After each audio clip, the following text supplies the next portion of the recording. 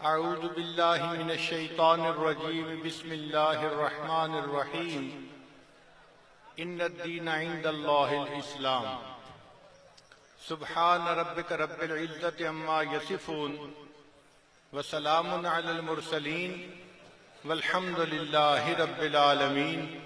अल्लाहुम्मा सल्लि अला सय्यिदिना मुहम्मदिन व अला आलि सय्यिदिना मुहम्मदिन व बारिक व सल्लिम।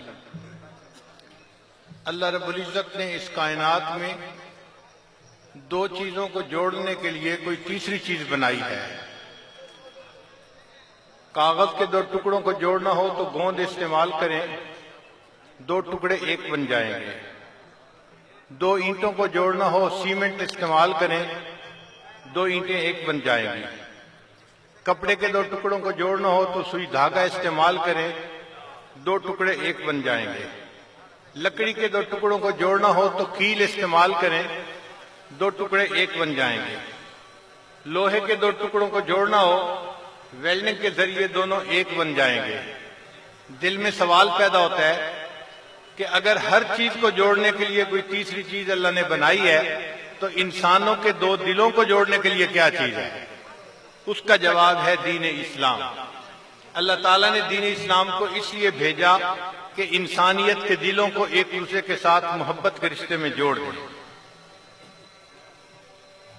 अब इसी बात को एक और अंदाज से समझिए कि हमारा जिस्म उन आज़ा का मजमुआ है जो जिद्दैन की जमा है। आंख देखती है, बाकी कोई उल्फ नहीं देख सकता, एक दूसरे की जिद हुए।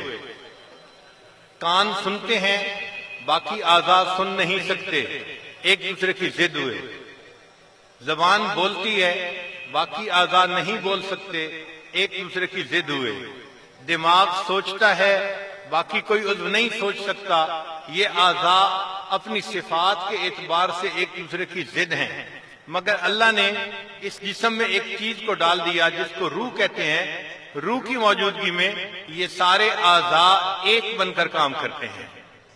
अगर किसी के सर पर कोई लाठी मारे तो हाथ फौरन उठते हैं सर को बचाने के लिए। हालांकि वो हाथों को तो नहीं लाठी मार रहा, वो तो सर को मार रहा है। मगर चूंकि आज़ा एक हैं इसलिए एक उज़्व का गम सारे आज़ा का गम है और एक उज़्व की खुशी सारे आज़ा की खुशी है। तो इसलिए सारे आज़ा रूह की मौजूदगी में एक बन के काम करते हैं। अगर पांव में तकलीफ है तो आंख से आंसू बहते हैं।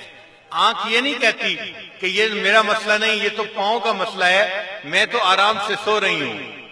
तकलीफ पांव में होती है, आंख से आंसू बह रहे होते हैं और इंसान का पूरा जिस्म उस दर्द को महसूस कर रहा होता है। वजह क्या है कि रूह की मौजूदगी में इन सब आज़ा को एक बना दिया, लिहाजा पूरा जिस्म एक बन गया है। अगर इंसान के जिस्म से रूह को निकाल दिया जाए तो आज़ा फिर एक दूसरे से अजनबी बन जाते हैं। अगर किसी आदमी की रूह निकल जाए, अब उसके मुंह से जबान को निकालें और कैंची से कुतर दें, आंख से आंसू नहीं बहेगा। अब उसके पांव अपनी जान बचाने के लिए नहीं दौड़ेंगे, अब उसके हाथ नहीं उठेंगे अपना दिफा करने के लिए। क्यों? आज़ा एक दूसरे से अजनबी बन गए। इनको जोड़ने वाली चीज अब इस जिस्म में मौजूद नहीं है। अगर ये मिसाल हम अच्छी तरह समझ लें तो हमारा घर जो है वो उन अफराद का मजमुआ है जो अपनी पोजीशन के एतबार से एक दूसरे की जिद होते हैं। जो बाप का मकाम है वो बेटा हासिल नहीं कर सकता, जो माँ का मकाम है वो बेटी हासिल नहीं कर सकती, जो भाई का मकाम है वो बहन हासिल नहीं कर सकती, जो बहन का मकाम है वो भाई हासिल नहीं कर सकता। इसका मतलब ये कि खानदान के वो अफराद जो एक दूसरे के इतने करीबी होते हैं वो अपनी हैसियत के एतबार से एक दूसरे की जिद हैं। मगर अल्लाह ने इनमें भी एक चीज को उतार दिया है कि उस चीज की मौजूदगी में ये अफराद इस तरह एक बनकर काम करते हैं जिस तरह रूह की मौजूदगी में आज़ा एक बनकर काम करते हैं। और उस चीज का नाम है दीन इस्लाम। जब तक किसी घर के अंदर दीन बाकी रहेगा सारे अफराद खाना एक बनकर काम करेंगे। एक का गम सारे घर का गम होगा और एक की खुशी सारे घर की खुशी कहलाएगी। दिल आपस में जुड़े होंगे, मोहब्बतें होंगी, हमदर्दी होगी, एक दूसरे के साथ हमदर्दी के मनाजिर नजर आएंगे, इंसानियत के मनाजिर नजर आएंगे। और अगर दीन को घर से निकाल दिया जाए तो ये अफराद इस तरह अनजान बन जाएंगे जिस तरह रूह के निकलने से आज़ा एक दूसरे से अनजान बन जाते हैं। आज हम देखते हैं जिन घरों में दीन नहीं है वहां एक दूसरे से बनती नहीं है, न मियाँ बीवी की आपस में बनती है, न बच्चों की माँ बाप से बनती है, न बहन भाई की आपस में बनती है। फिर ये लोग आके शिकवे करते हैं, हजरत हमारे बच्चे तो अफलातून बन गए, माँ बाप की बात तो सुनते ही नहीं। भाई जिस चीज ने इन सबको इकट्ठा करना था उसका नाम था दीन, वो तो आपने घर से निकाल दिया। अब आपके लोगों के दिल इकट्ठे कैसे होंगे? अल्लाह ताला इरशाद फरमाते हैं, ए मेरे प्यारे हबीब सल्लल्लाहु अलैहि वसल्लम, लौ अनफक्त मा फिल अर्द जमिया, अगर आप सारी दुनिया के माल दौलत को जमा कर देते, मा अल्लफ्त बैना कुलूबिहिम, आप इन लोगों के दिलों में मोहब्बत पैदा नहीं कर सकते थे। वलाकिन अल्लाह अल्लफ़ बैनहुम, ये तो अल्लाह ने इनके दिलों में मोहब्बतों को पैदा कर दिया। तो जब घर में दीन होगा तो आपस में दिलों में उल्फतें मोहब्बतें होंगी, घर के अंदर भी, मुआशरे के अंदर भी, और सब लोग एक अच्छे इंसान बनकर जिंदगी गुजारने वाले होंगे। दुनिया में अखुवत की मिसाल जैसी नबी अलैहिस्सलाम ने कायम फरमाई कोई दूसरी कौम पेश नहीं कर सकती। हमारा पूरी दुनिया के इंसानों को चैलेंज है कि वो एक मिसाल तो ऐसी दें कि जैसी नबी अलैहिस्सलाम ने मदीना तैयबा में अखुवत कायम करके दिखाई थी। एक भाई अपने दूसरे भाई की खातिर कितनी कुर्बानी कर रहा है, ये सिर्फ अल्लाह की वजह से थी। एक दूसरे के साथ मोहब्बत थी। नबी आते रहे, आखिर में नबियों के इमाम आए, वो दुनिया में खुदा का आखिरी लेकर पैगाम आए। झुकाने आए बंदों की जबी अल्लाह के दर पर, सिखाने आदमी को आदमी का एहतराम आए। वो आए जब तो अजमत बढ़ गई दुनिया में इंसान की, वो आए जब तो इंसान को फरिश्तों के सलाम आए। दीन इस्लाम को अल्लाह ताला ने ऐसी खूबियां अता की हैं कि दुनिया में कोई दूसरा दीन उसके मुकाबले में आ ही नहीं सकता। सबसे पहली बात, हमारा दीन इस्लाम महफूज दीन है। इसकी हिफाजत का जिम्मा अल्लाह ने लिया है कि मैंने इस कुरान को दुनिया में उतारा और हम ही इस हिफाजत के जिम्मेदार हैं। कुरान मजीद 1400 साल से लेके आज तक दुनिया में महफूज है। कोई ऐसा एक दिन या ऐसी रात दरमियान में नहीं गुजरी कि पूरी दुनिया में कुरान का कोई हाफिज मौजूद न हो। तारीख में ऐसा नहीं है। हर दौर और हर जमाने में कुरान मजीद के उफाज सैकड़ों, हजारों, लाखों की तादाद में मौजूद रहे हैं और कोई ऐसा दिन नहीं गुजरा कि कुरान मजीद की जबान अरबी दुनिया से खत्म हो गई हो। 14 साल तसलसल के साथ अरबी जबान आज भी दुनिया में मौजूद है, जबकि बाकी अदियान के साथ ये मामला नहीं है। 1985 की बात है, मुझे अमेरिका में इंटरफेथ काउंसिल के अंदर जाने का मौका मिला। वहां पर मीटिंग के बाद सेक्रेटरी ने पूछा कि अगली मीटिंग में हम क्या करेंगे। मैंने उन्हें कहा कि अगली मीटिंग में हर मजहब वाला जो उनके पास अल्लाह का आया हुआ कलाम है वो पढ़ के सुनाए, वर्ड ऑफ गॉड पढ़ के सुनाए। उसने कहा बहुत अच्छी तजवीज है। उसने एजेंडा मुकम्मल कर दिया और अगली जब महफिल में हम पहुंचे तो उसने कहा कि अहमद साहब, मुझे वहां अहमद कहते थे क्योंकि मैं भी चाहता था कि इनके जुबान से मेरे आका सल्लल्लाहु अलैहि वसल्लम का नाम निकले, हो सकता है इसकी बरकत से अल्लाह इनको हिदायत अता फरमाए। तो वो कहने लगे कि अहमद साहब आप ही ने तजवीज दी थी, लिहाजा आप ही सुनाएं। मैंने सूरह फातिहा की तिलावत की। सूरह फातिहा की तिलावत इसलिए की कि नबी अलैहिस्सलाम ने इरशाद फरमाया जो कुछ पहली किताबों में था वो सब कुछ कुरान मजीद के अंदर आ गया, और जो कुछ पूरे कुरान मजीद में था वो सूरह बकरा के अंदर आ गया, और जो कुछ सूरह बकरा के अंदर था वो सारा कुछ सूरह फातिहा के अंदर आ गया। इसलिए इसको फातिहतुल किताब कहते हैं, यानी कुरान मजीद का ओपनिंग चैप्टर है, प्रीफेस है ये। तो कुरान मजीद की ये सूरत जो सूरह फातिहा है ये पूरे कुरान मजीद का खुलासा और निचोड़ है। मैंने उसको पढ़ा और उसका कुछ तर्जमा उनके सामने किया। फिर उसके बाद एक ईसाई पादरी की बारी थी। जब वो पढ़ने लगा तो उसने एक अंग्रेजी की किताब निकाली, पहाड़ी का वाज जिसको कहते हैं, और उसने पढ़नी शुरू कर दी। कि इस तरह ईसा अलैहिस्सलाम ने हमदर्दी का दर्स दिया। जब उसने इंग्लिश के 2-3 फिक्रे पढ़े तो मैंने सेक्रेटरी से कहा कि मुझे एक बात शेयर करनी है। उसने कहा बताएं। मैंने कहा जी तय ये हुआ था कि जिस मजहब वालों के पास जो अल्लाह का कलाम है वो पढ़ेंगे। मेरा ये क्वेश्चन है, ईसाई ये बताए क्या अल्लाह की कलाम इनके पास अंग्रेजी जबान में आई थी? क्या बाइबल अंग्रेजी जबान में उतरी थी? उसने कहा नहीं, वो तो इब्रानी जबान में उतरी थी। मैंने कहा अब तो इंग्लिश में पढ़ रहा है तो ये वर्ड ऑफ गॉड तो नहीं, ये तो उसका तर्जमा कहलाएगा, अल्लाह का कलाम तो नहीं कहला सकता ये। इस पर वो पादरी चुप हो गया, उसके पास कोई जवाब नहीं था। उसके बाद एक यहूदी की बारी थी, वो मुझे गौर से देखता रहा। फिर थोड़ी देर के बाद कहने लगा, मिस्टर अहमद मैं लाउड एंड क्लियर ये बात बताना चाहता हूँ कि दुनिया के जितने अदियान हैं उनमें सिर्फ मुसलमान हैं जिनके पास अल्लाह का कलाम असली हालत में मौजूद है। हम लोगों के पास सिवाय तर्जुमों के और ट्रांसलेशन के और कुछ मौजूद नहीं है। तो देखिए दीन इस्लाम महफूज दीन है। आज भी कुरान मौजूद है, हुफ़ाज़े कुरान भी मौजूद है और हिफ्ज़ कराने के मदारिस भी महफूज हैं और ये महफूज रहेंगे। ये नबी अलैहिस्सलाम का मोजज़ा है, ये कुरान मजीद, ये दीन इस्लाम की एक खास सिफत है। तो हम पूरी दुनिया को ये बात कह सकते हैं कि हम जिस दीन पर अमल करते हैं या मानते हैं वो महफूज दीन है, गैर महफूज दीन को हम नहीं मानते। फिर दूसरी बात, दीन इस्लाम इल्म का कदरदान है। पहली आयत जो अल्लाह ताला ने नबी इस्लाम पर उतारी वो थी इकरा बिस्मि रब्बिकल्लज़ी खलक। पढ़ने से उम्मत को अल्लाह ने अपने कलाम की इब्तिदा फरमाई। अगर अल्लाह ताला चाहते तो तौहीद का पैगाम भी भेज सकते थे। तौहीद बहुत अहम है। अल्लाह फरमाते हैं कि मैं हर गुनाह को माफ कर सकता हूँ मगर मैं शिर्क को माफ कभी नहीं करूंगा। अगर अल्लाह ताला चाहते तो रिसालत का पैगाम भी दिया जा सकता था, इसलिए कि जब तक रिसालत पर ईमान ना हो इंसान का दीन हो ही नहीं सकता मुकम्मल। अल्लाह ताला चाहते तो रोज़े क़यामत के बारे में पहली आयत दे सकते थे, इसलिए कि क़यामत का दिन नवाउन अजीम है, बहुत बड़ी खबर है, ये इंसान को सबसे पहले दी जाती। मगर अल्लाह ने सबसे पहला लफ्ज जो इंसानियत पर उतारा वो था इकरा, पढ़। तो नबी अलैहिस्सलाम को पढ़ने का हुक्म दिया गया।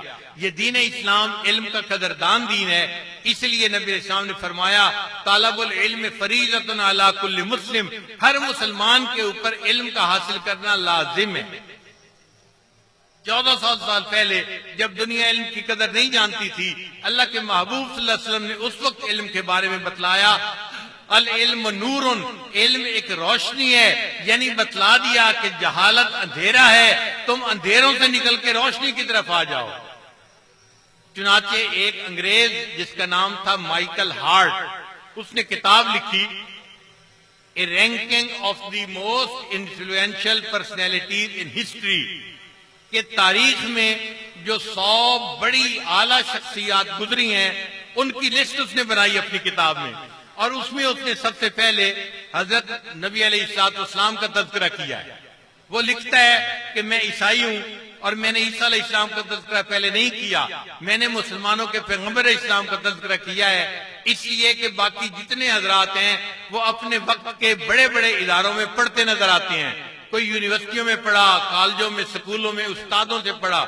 नबी अलैहिस्सलाम ऐसी हस्ती हैं, पूरी जिंदगी किसी के सामने शागिर्द बनकर नहीं बैठे, पढ़ा नहीं, फिर इसके बाद उन्होंने जो इल्म की इतनी अहमियत बयान की है उनका हक बनता है कि मैं उनको इस लिस्ट में सबसे पहले नंबर पर बयान करूं। तो ये दीन इस्लाम इल्म का कदरदान दीन है। फिर इसकी तीसरी खूबी ये है कि ये दीन अखुवत है, एक दूसरे के साथ भाईचारे की जिंदगी गुजारने का दर्स देता है। अल्लाह ताला ने इरशाद फरमाया कि इन्नमल मुमिनून इख्वा, ईमान वाले सारे एक दूसरे के भाई होते हैं। ये भाईचारे का सबक देने वाला दीन है, ये दीन इस्लाम की खास खूबी है। फिर दीन इस्लाम दीन मसावात है, इसमें अमीर और गरीब का कोई फर्क नहीं होता, गोरे और काले का कोई फर्क नहीं होता, अरबी और अजमी का कोई फर्क नहीं होता। नबी इस्लाम ने फरमाया कुनू इबादल्लाह इख्वाना, अल्लाह के बंदे आपस में भाई भाई बनकर जिंदगी गुजारो।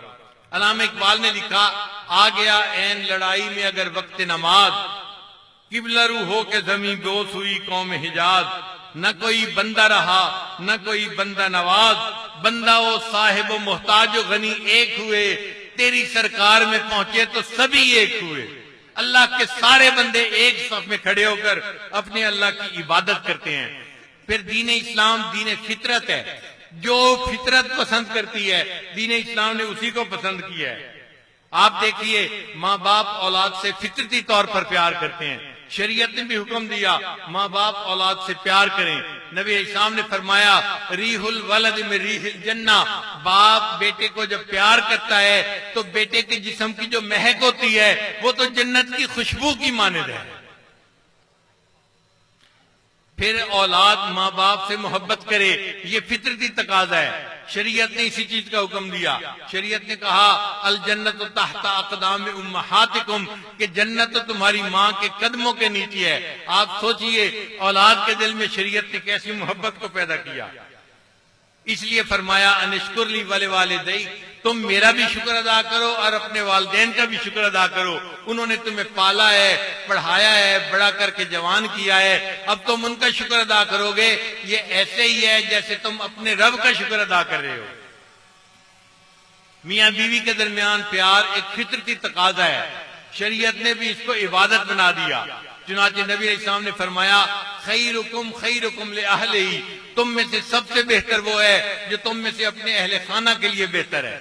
और एक हदीस पाक में नबी इस्लाम ने फरमाया जब कोई खाविंद अपनी बीवी को मुस्कुरा कर देखता है और बीवी अपने खाविंद को मुस्कुरा कर देखती है, अल्लाह ताला उन दोनों को मुस्कुरा कर देखते हैं।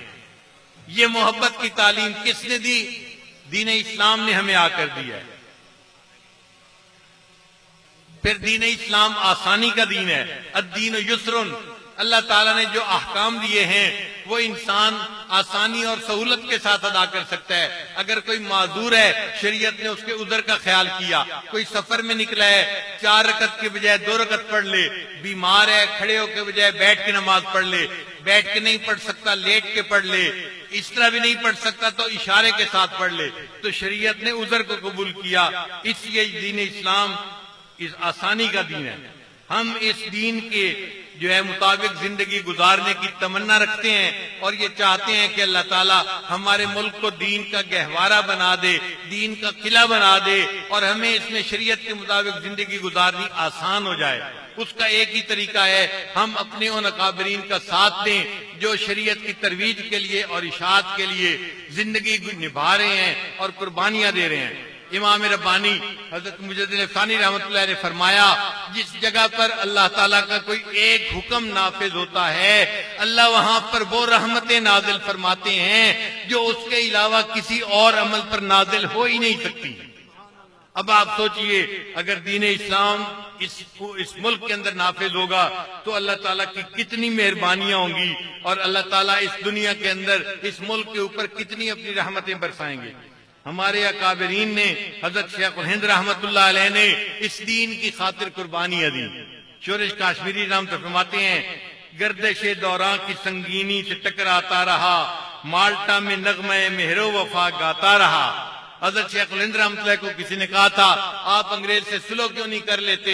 हजरत ने आगे से जवाब दिया हाय ये हरफे तमन्ना की ज़बां से दूरियां, इस कदर ये सख्तियां दुश्वारियां मजबूरियां, याद अय्याम जफा आखिर भुलाएं किस तरह, दिल फरंगी से लगाएं तो लगाएं किस तरह।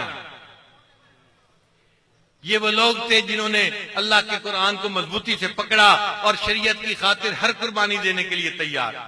वल्लज़ीना युमस्सिकूना बिल किताब, इन्होंने किताब को मजबूती से थाम लिया और अल्लाह के दीन की हिफाजत का बेड़ा अपने सर पे उठा लिया। हजरत मौलाना हुसैन मदनी रहमतुल्लाह अलैह, उन्होंने भी अंग्रेज के सामने दीन इस्लाम के लिए खूब कुर्बानियां दी। खत्म नबूवत के लिए हजरत मदनी को खालिक दीना हाल कराची में आना पड़ा। अंग्रेज जज था, उसने देखा कि एक दरवेश आदमी है, कंधे के ऊपर रुमाल है और वो खड़ा है। उसने पूछा हुसैन अहमद आपने कंधे के ऊपर क्या रखा हुआ है? हजरत ने फरमाया ये मैं अपना कफन अपने साथ लेके आया हूँ। उसने पूछा कफन की क्या जरूरत है? अगर आपको मौत आई तो कफन तो गवर्नमेंट भी दे सकती है। फरमाया कि मैं नहीं चाहता कि मैं जाते हुए अंग्रेज के कफन में दुनिया से जाऊं, मैं अपना कफन अपने साथ लेके आया हूँ। दुनिया को बता दिया फिना फिल्लाह की तह में बका का राज मुज़मिर है, जिसे मरना नहीं आता उसे जीना नहीं आता। हजरत मौलाना मोहम्मद अली जौहर रहमतुल्लाह अलैह, उन्होंने दीन की खातिर खूर कुर्बानियां दी। उनको अंग्रेज ने धमकी दी कि हम तुम्हारा नाम मिटा देंगे और तुम दुनिया में नजर ही नहीं आओगे।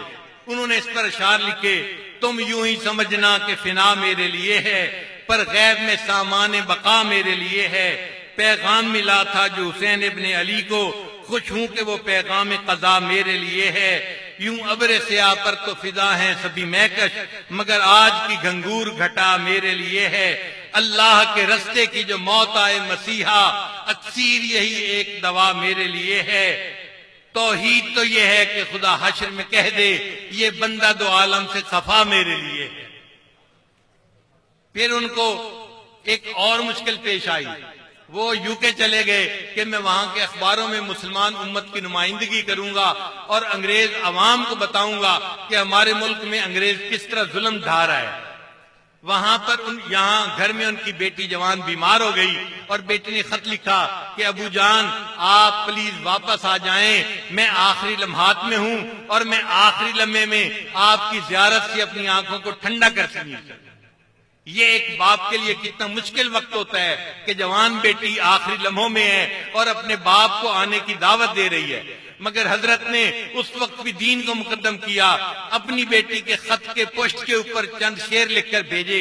फरमाया, मैं तो मजबूर सही, अल्लाह तो मजबूर नहीं, तुझसे मैं दूर सही, वो तो मगर दूर नहीं।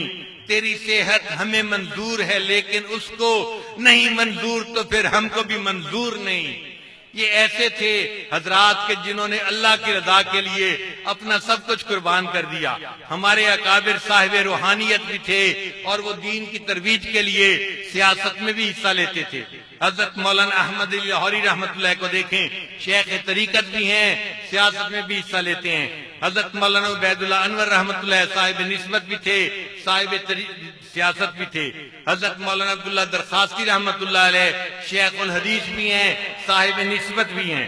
हजरत मुफ्ती महमूद रहमतुल्लाह अलैह साहिब निस्बत भी थे और साहिब सियासत भी थे। हजरत मुफ्ती किफायतुल्लाह रहमतुल्लाह अलैह साहिब निस्बत भी थे और सियासत में भी हिस्सा लेते थे। हजरत मौलाना गुलाम गौस हजारी रहमतुल्लाह अलैह साहिब निस्बत भी थे और सियासत में भी हिस्सा लेते थे। अरे करीब के जमाने के लोगों को देखिए, हजरत मौलाना महमूद मदनी दामत बरकातुहुम जो आज इंडिया से यहाँ तशरीफ लाए हैं, इस आलमी इज्तिमा में शिरकत के लिए साहिब निस्बत भी हैं और दीन की इशाअत और तरवीज के लिए 24 घंटे इसी मेहनत और कोशिश में लगे हुए हैं। और जरा करीब आकर देखिए, कायदे जमीयत हजरत मौलाना फजलुर रहमान दामत बरकातुहुम साहिब निस्बत भी हैं और दीन की इशाअत के लिए पूरे मुल्क में काम भी कर रहे हैं। ये वो हजरात हैं कि जिन्होंने अपने अल्लाह से वादा कर रखा है, अल्लाह आपके दीन की सरबुलंदी के लिए अपनी जिंदगी को निभाएंगे। हम इनके साथ हैं, हमारी दुआएं इनके साथ हैं। अल्लाह ताला इनको अपने मिशन में कामयाबी अता फरमाए और हमारे इस मुल्क को अल्लाह ताला दीन का किला बना दे। अब मैं अपनी बात को मुकम्मल करने लगा हूं, जरा तवज्जो के साथ सुनिए। इस मुल्क में तुम देखना इस्लाम गालिब आएगा, इस मुल्क में तुम देखना इस्लाम गालिब आएगा और पाक से पाकीज़ा तर मेरा वतन हो जाएगा। फिर कुफ्र का इल्हाद का सिक्का न चलने पाएगा, अल्लाह के शेरों से जो उलझेगा मुंह की खाएगा। पैगंबर इस्लाम का परचम यहाँ लहराएगा, इस्लाम गालिब आएगा, इस्लाम गालिब आएगा। तकबीर, नारा तकबीर, जमीयत उलमा इस्लाम, अकाबिरीन देवबंद, सर बकाब सर बुलंद। अब जोर चल सकता नहीं, अब जोर चल सकता नहीं हरगिज़ यहाँ शैतान का। ये मुल्क है इस्लाम का, ये कहफ है ईमान का। एक मुस्तकिल और दायमी कानून है कुरान का, ये दायमी कानून है एजाज पाकिस्तान का। एजाज मेरे देश का हरगिज़ न मिटने पाएगा, इस्लाम गालिब आएगा, इस्लाम गालिब आएगा। मैं आज मजलिस के अराकीन से ये गुजारिश करता हूँ कि जब मैं पढ़ूंगा इस्लाम गालिब आएगा तो सब हजरात को जितना इस्लाम से मोहब्बत है इतना एक आवाज के साथ और बुलंद आवाज के साथ आप भी पढ़िए, इस्लाम गालिब आएगा। हजरत ने परचम नबवी अपने हाथ में थामा है, तो जिन जिन के हाथों में परचम नबवी है वो जरा झूमा के कहें इस्लाम गालिब आएगा। परचमे नबवी झूमना चाहिए, बोले जी इस्लाम गालिब आएगा। मुजाहिदीन की तरह बोले इस्लाम गालिब आएगा। बुलंद आवाज से कहे इस्लाम गालिब आएगा, इस्लाम गालिब आएगा, इस्लाम गालिब आएगा। और हजरत की इजाजत से यह भी कहता हूं इस्लाम भी गालिब आएगा और इंशाअल्लाह 2018 में पाकिस्तान में जमीयत उलमा इस्लाम गालिब आएगी। ए खालिक़े अर्ज़ो समा तेरा ही ये इनाम है, देख लो गर्दिश में फिर तौहीद ही का जाम है। ए खालिक़े अर्ज़ो समा तेरा ही ये इनाम है, देख लो गर्दिश में फिर तौहीद ही का जाम है। हाथों में फिर कुरान है और परचमे इस्लाम है। हाथों में फिर कुरान है और परचमे इस्लाम है। दिल में मोहम्मद मुस्तफा सल्लल्लाहु अलैहि का नाम है। इस नाम की बरकत से बातिल का निशान मिट जाएगा। इस्लाम गालिब आएगा, इस्लाम गालिब आएगा। बहुत बहुत शुक्रिया। खिताब फरमा रहे थे, खिताब फरमा रहे थे हजरत मौलाना पीर जुल्फकार अहमद नक्शबंदी साहब दामत बरकातुहुल आलिया। और गोया के वो यूं फरमा रहे थे इस दिल से हुकूमत को उठो आग लगा दो, इस दिल से हुकूमत को उठो आग लगा दो, इस बाग की हर शाख को हर गुल को जला दो। जीना है, जीना है तो जीने के लिए मरना पड़ेगा। ये काम जरूरी है मगर करना पड़ेगा।